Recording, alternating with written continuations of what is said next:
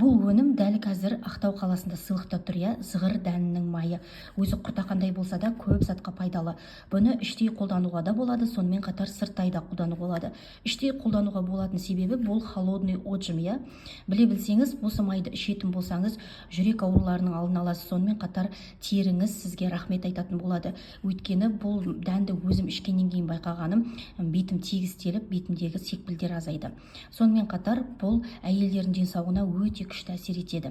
ПМС, андай ауырсынулар болған кезде, иә, міндетті түрде ішіңіздер деп кеңес беремін.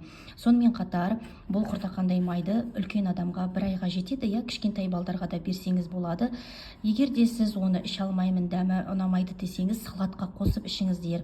Өйткені салатқа қосып ішетін болсаңыз, қазіргі таңда квашеная капуста, иә, помидор, огурцыға салып жесеңіз де керемет дәм береді, сонымен қатар салатыңыздың пайдасын арттыра түсетін болады.